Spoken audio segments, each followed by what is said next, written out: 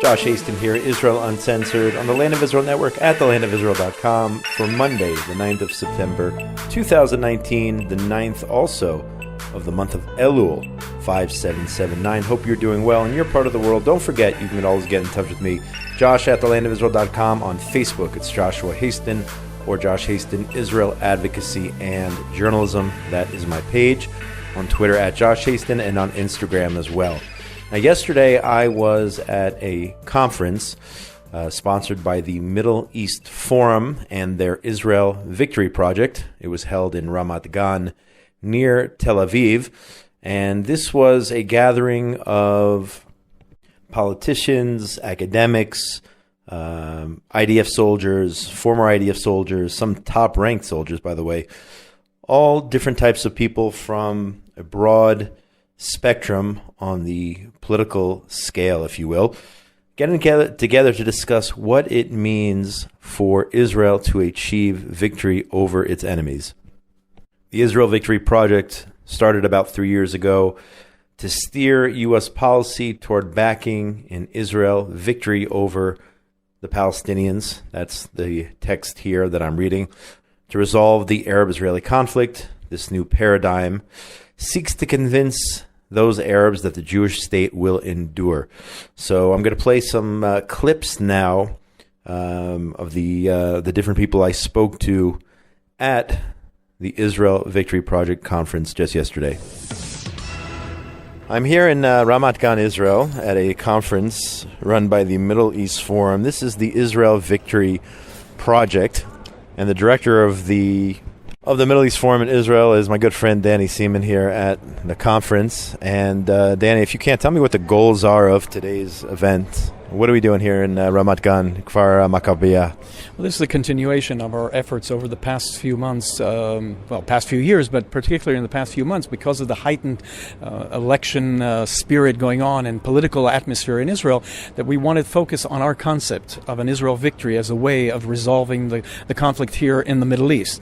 And so we thought that by having a conference, having a debate, we want to encourage the discussion by all elements of the Israeli political spectrum to discuss this issue of how, and what we found to be, but a lot of Israelis share our sentiment, that the Arab side has to accept the fact that Israel has been victorious and they've lost and put down their weapons, and only then can we start discussing what is the resolution for this conflict here in the Middle East. So by doing this in a conference, we're bringing Israelis from all different parts of the Israeli political spectrum, bringing them together to discuss the issues of Israel Victory Project. So, Israel Victory Project's now been around for a couple of years, I think. 3 years or so. So what new can we expect from what's going on today in terms of the presenters and what information they're sharing right now on stage?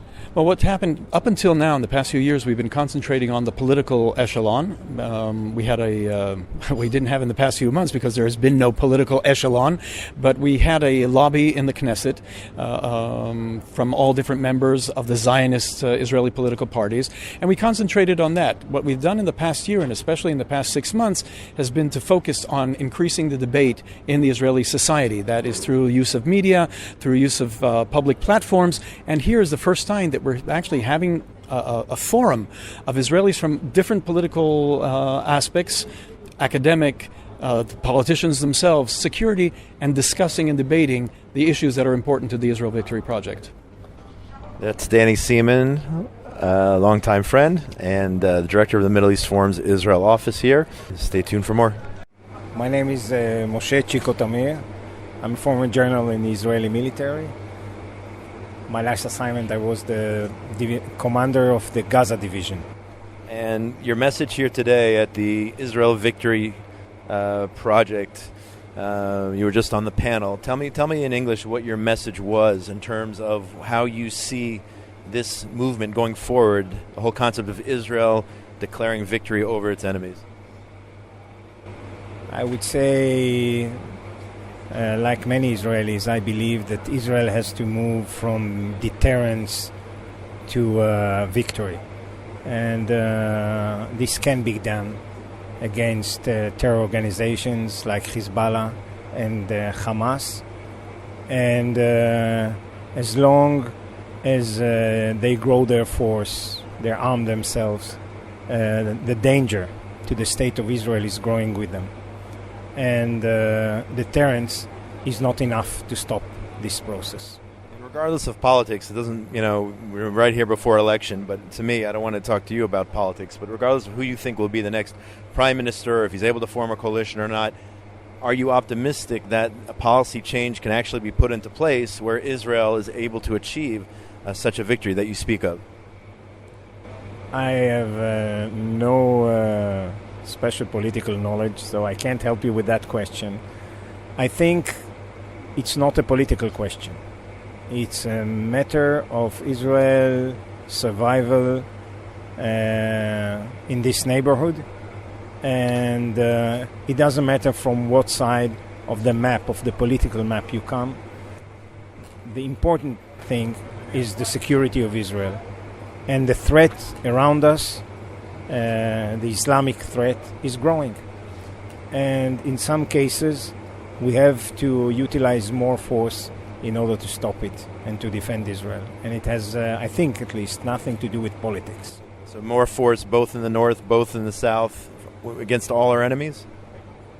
No, it has to be smartly, but at a certain point we cannot accept not the arms, not the tactics that these organizations, which are not states, these are terror organizations which live under the umbrella of Lebanon in the case of Hezbollah, and do whatever they like, arm themselves, and hold no responsibility whatsoever to the people of their country.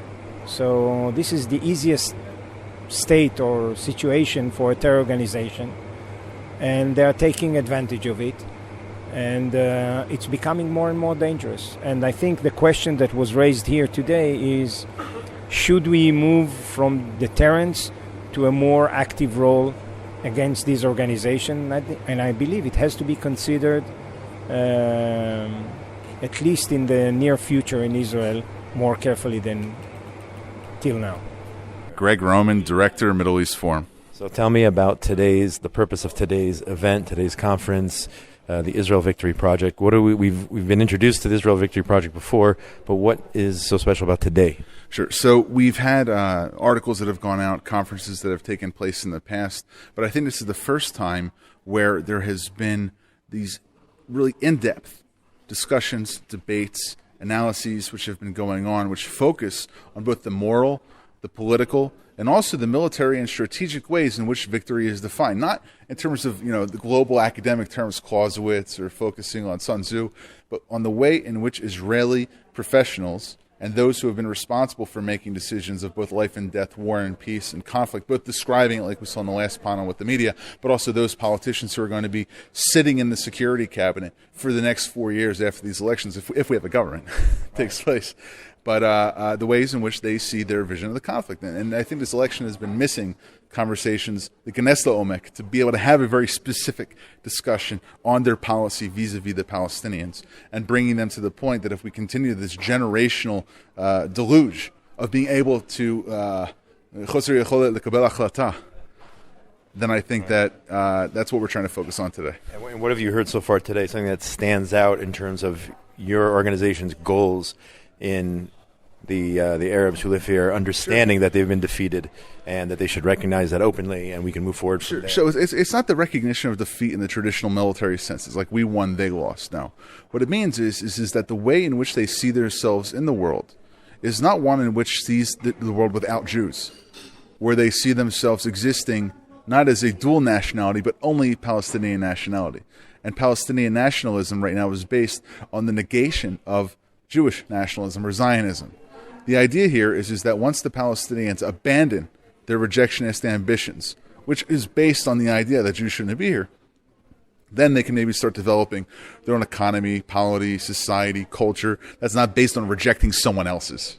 So when they get to that point and the government here is willing to adopt that stance, and then the United States, which is the second half of our project, backs the Israeli government position, that's when we'll find ourselves, I think, in a way to break the status quo. And just lastly, briefly, you were talking about some of the PR that you guys have been doing, which has gotten a lot of it's got a lot of publicity in terms of call them stunts, call them antics, whatever you want to call them, but really to draw attention to what you're trying to achieve. Just describe maybe one or two of those campaigns. So these activities have been an invitation to start a deeper debate across all strata of Israeli society, not just doing something to get attention, to get headlines, a little bit of media favoritism, but to really start a conversation. When someone sees the word victory on a billboard on the Ayalon Highway, they will go home there later that night, or when they're on their way to work, they'll talk with their colleagues. On the way they're back home, on their way home from work, they'll talk with their family about it, or even around the Shabbat table. What exactly was the head of Hamas doing in swimwear in the middle of the Ayalon Highway? And what does that mean? Translate that. Stop being afraid. We demand Israel victory. What exactly is victory? And then they go into Google, and then they type it, and they see our articles that come up, or they go to our website, or go to our social media, or they see articles by myself or by Daniel Pipes. It's a way in which to take some oxygen away from the daily ins and outs of the political squabbles that are going on here, and maybe to focus on something that requires a deeper level of analysis. Just to explain, the head of Hamas wearing a Speedo, and the point of that was? The point of that was that he's living the Chaim Dvash. He's having the great life on the shores of Gaza when Israelis are suffering in the south. And it's as absurd a situation to see him on a highway in that wear as it is with the current status quo with the way Gaza is being treated right now, both by this government, but also governments going all the way back to 1993. Got it. Thank you so much, and keep up all the good work you do. Thank you, Josh. Naftali Bennett, former Minister of Education, running for Knesset.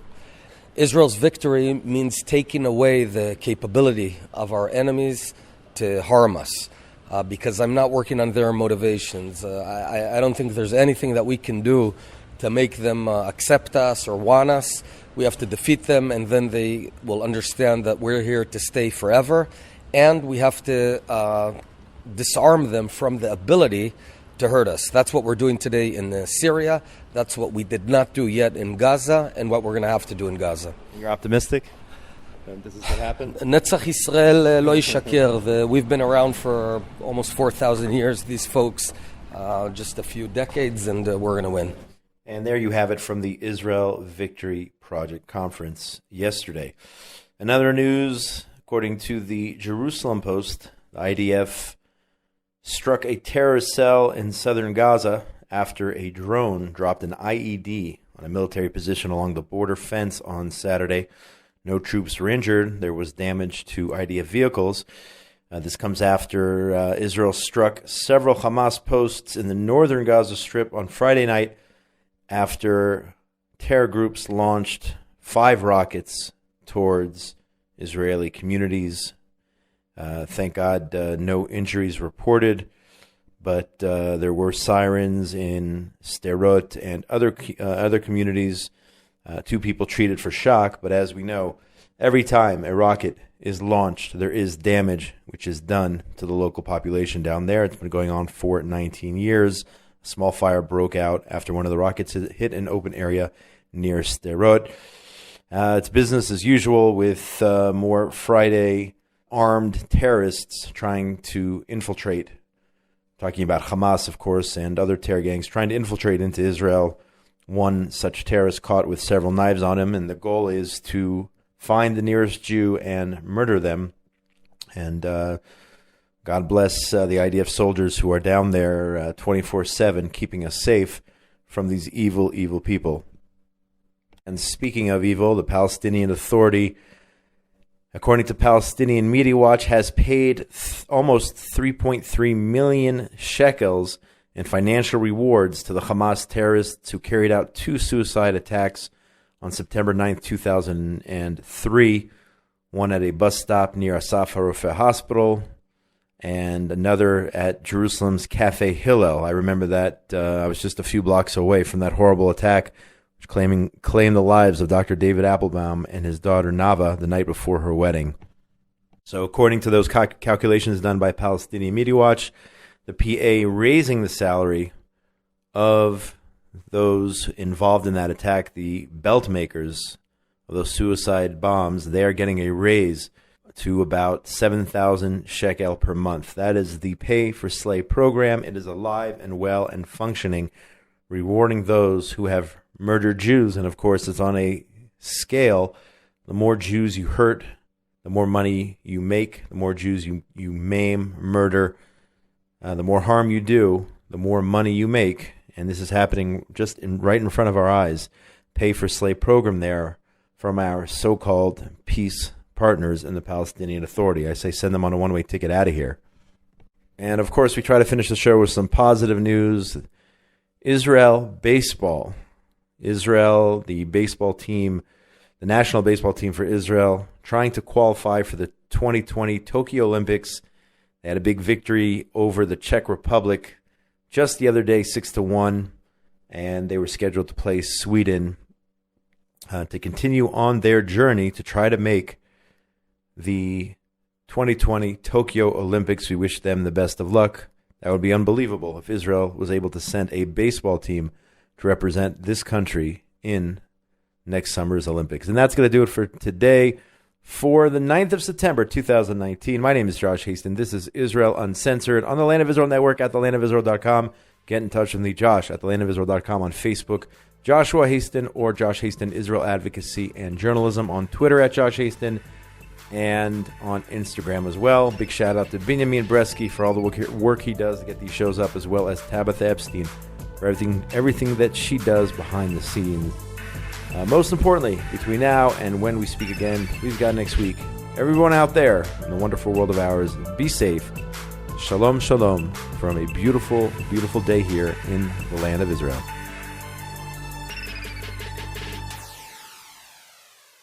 I call for a vote. I'm not voting for her. Only an idiot would vote for me. Well, I didn't vote for you. Who cares about this stupid election? In this Meshuggah world, you should know who to vote for. What's going on behind the scenes as Israelis prepare to go to the polls on September 17th? Tune in to Inside Israel Today on the Land of Israel Network on thelandofisrael.com for all the action as it happens. If you vote for me, all of your wildest dreams will come true.